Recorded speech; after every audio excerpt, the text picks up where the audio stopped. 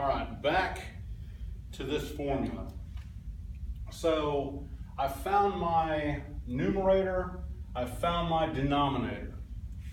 Now I'm going to divide 10 over 5 and I'll get a value of 2. So there's 2 parts of 10 or 5, 2, 4, 6, 8, 10. So that's how we kind of get to that number. I found my variance. I found out how many points the data varies from the mean, which is 2, which makes sense here. So I've got 1, 2, it varies from the mean of 3, and 1, 2, it varies from the mean in the positive and negative direction. So 2 is my variance, and if I want to find the standard distance from the mean, I will use what's called a standard deviation. So in order for me to find the standard deviation, I have to take the square root of 2.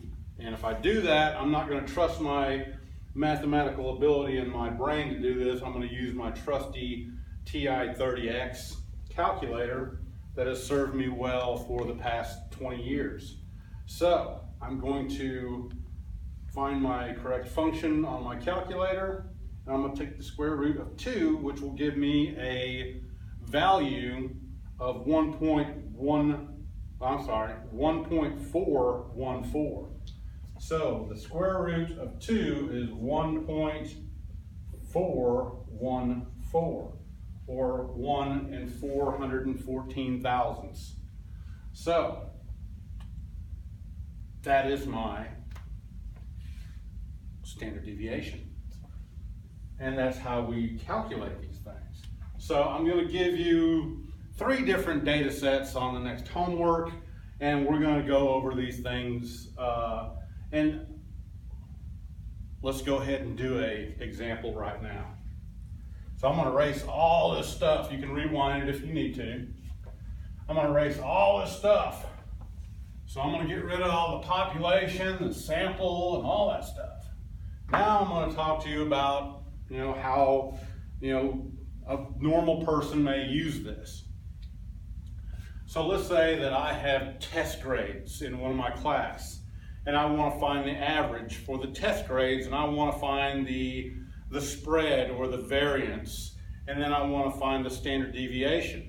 And you're wondering, well, how is this useful information? Well, because I want to make sure that my tests are valid and they're reliable. So I can look at my tests and the test takers year after year or semester after semester, and I can compare those with each other. And if I see that the variances or the standard deviations start to become increasingly large or increasingly small, I know that there's something wrong with the data somewhere, or there may be something wrong with my test. So let's say that I have 10 people in my class. So I have a person that makes 100. Then I have a person that makes an 85. I have a person that makes a 92. Another person that makes a 75. And I got one person who didn't do the readings and they didn't come to class a lot. They made a 60. And so I got another person that makes 100. I got a 90. I got a 71 and an 82, and let's say 88. So I have all this data, or all these data, to be correct. So I've got 1, 2, 3, 4, 5, 6, 7, 8, 9, 10. So now I know for sure that n is equal to 10, because that's how many data points I have. Now, if I want to use that same formula that I came up with a while ago, I need to find the average first. So I'm going to do this formula, sigma. I'm commanded to add. Again, I need to add up all my x's. I need to subtract the mean, and then I need to square all those scores, are called deviation scores from the mean. And then I'm going to divide them by n. Then I'm going to take the square root of all that good stuff to find my standard deviation. So the standard deviation is going to be equal to this. first thing I need to do, I need to find my mean from all that stuff, the average. So I'm going to add all these numbers up.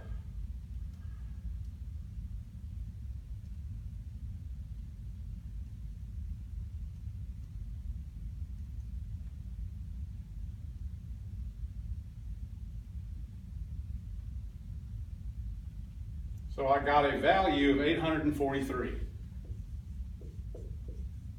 Now I'm going to do it again just to make sure I didn't make a mistake. So I'm going to go from the bottom to the top this time.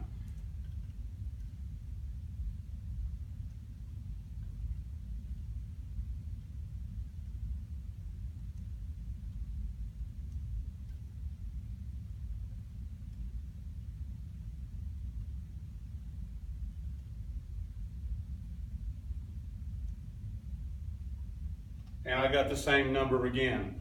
So that gives me reliability that I did my calculations correctly.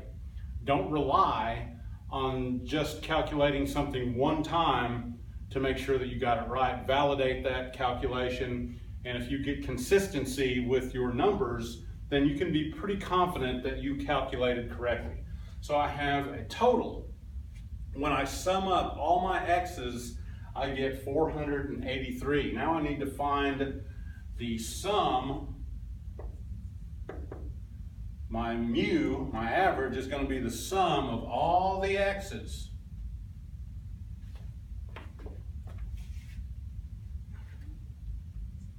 Divided by n. So I'm going to do that now. N is 10, so I'm going to divide this by 10. So that should be an easy number to get. 843 divided by 10 gives me a value of 84.3. So now I know that mu is equal to 84.3. Or if you want to round that down, it would be 84%. I don't want to round it down though, because I'll be missing some value. So now I can go to my second part, and I can subtract 84.3 from each value.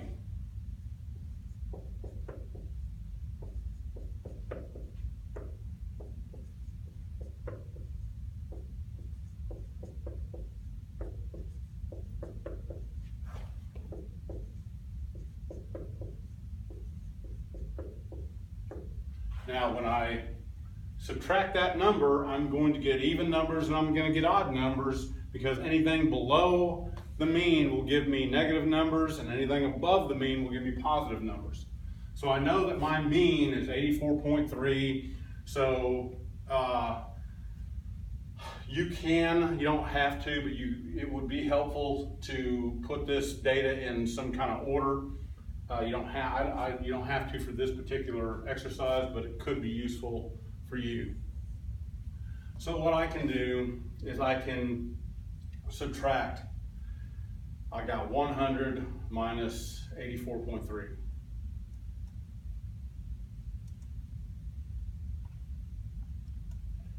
It gives me a value of 15.7. So 85 minus 84.3 gives me a value of 0.7.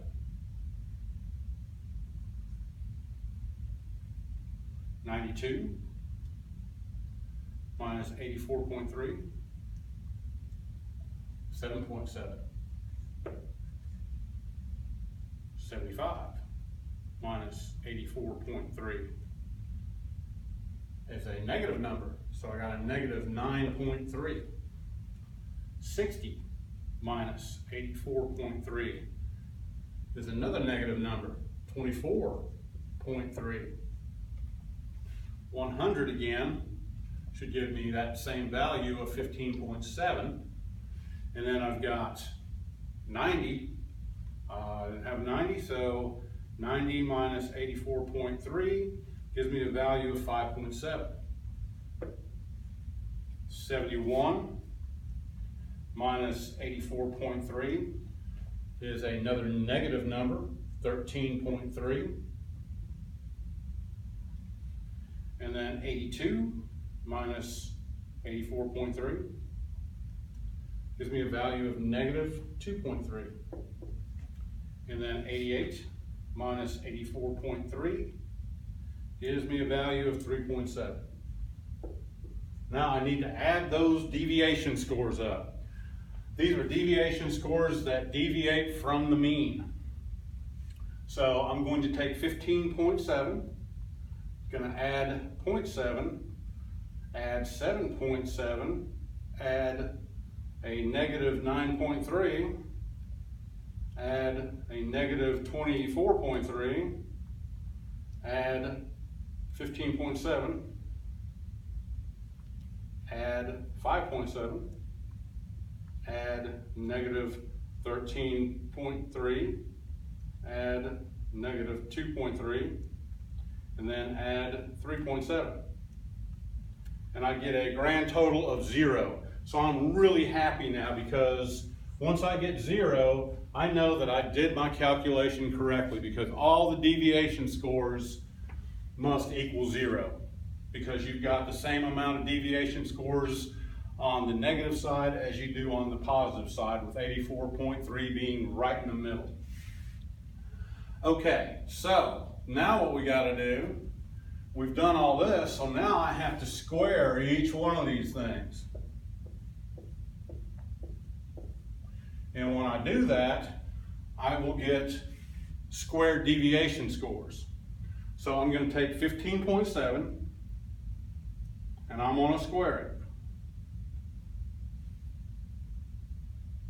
Wherever my command button for that is. I can't find it. There it is. So I get a large number of 246.49. Now I can square 0.7. There it is. And that gives me 0.49. 7.7 squared is 59.29. And then we've got a negative 9.3 squared. If I square a negative number, it's going to turn it into a positive number. So I've got 9.3 squared is going to be 86.49.